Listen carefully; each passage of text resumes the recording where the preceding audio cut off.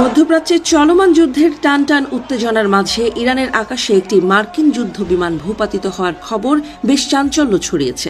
মার্কিন যুদ্ধ বিমানের পাইলটকে ইরানি বাহিনী নিজেদের হেফাজতে নিয়েছে বলেও খবর ছড়িয়ে পড়েছে। যদিও মার্কিন কর্তৃপক্ষের পক্ষ থেকে এখনও কোনো আনুষ্ঠানিক বিবৃতি পাওয়া যায়নি, তবে ঘটনা ইরান ও যুক্তরাষ্ট্রের মধ্যকার চলমান যুদ্ধ পরিস্থিতিকে আরও জটিল করে তুলেছে।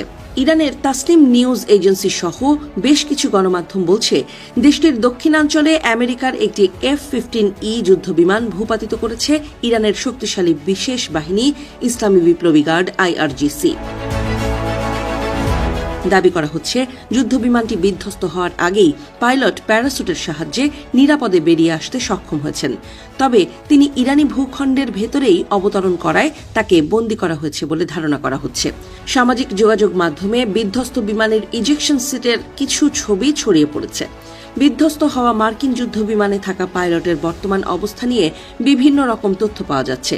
কিছু সূত্র বলছে তিনি সরাসরি ইরানি বাহিনীর হাতে আটক হয়েছেন, আবার কিছু সূত্রের দাবি মার্কিন বাহিনীর সীমান্তের কাছে একটি উদ্ধার অভিযান চালানোর চেষ্টা করছে, কারণ তাদের বিশ্বাস পাইলট এখনও জীবিত এবং আত্মগোপন করে আছেন।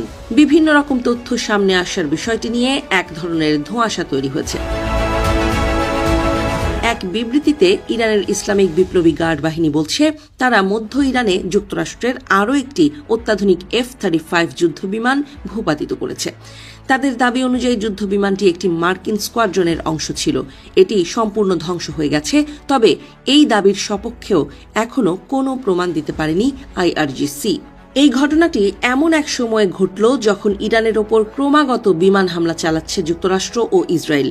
যদি একজন মার্কিন পাইলট বন্দী হওয়ার খবর সত্যি প্রমাণিত হয়, তাহলে তার যুদ্ধের গতি প্রকৃতি আমূল বদলে দিতে পারে। বিষয়টি ইরান ও যুক্তরাষ্ট্রের মধ্যে বড় ধরনের কূটনৈতিক পদক্ষেপের পথ প্রশস্ত করতে পারে। বিশ্ব এখন অধীর আগ্রহে পরিস্থিতির উপর নজর রাখছে। এদিকে মধ্যপ্রাচ্যে চলমান যুদ্ধের মধ্যেই কোনো ধরনের পূর্ব ঘোষণা ছাড়াই আকস্মিক সফরে সৌদি আরবে পৌঁছেছেন ইতালির প্রধানমন্ত্রী জর্জিয়া মেলোনি। তার এই ঝটিকা সফরে কাতার ও সংযুক্ত আরব আমিরাতের সঙ্গেও গুরুত্বপূর্ণ বৈঠকের পরিকল্পনা রয়েছে। গত 28 ফেব্রুয়ারি ইরান যুক্তরাষ্ট্র যুদ্ধ শুরু হওয়ার পর ইউরোপীয় ইউনিয়নের কোনো নেতার এটি সৌদি আরবে প্রথম সফর। ইতালির প্রধানমন্ত্রীর মধ্যপ্রাচ্য সফরের মূল উদ্দেশ্য হল ইরানের ক্রমাগত হামলার মুখে থাকা আরব মিত্র দেশগুলোর প্রতি সমর্থন জানানো। একই সঙ্গে ইতালির নিজস্ব জ্বালানি সরবরাহ নিশ্চিত করাও এই সফরের অন্যতম লক্ষ্য, কারণ বর্তমানে জ্বালানির ক্রমবর্ধমান দাম সামাল দিতে হিমশিম খাচ্ছে ইতালীয় সরকার। মধ্যপ্রাচ্যে মেলোনি 2 দিন অবস্থান করবেন বলে জানা গেছে।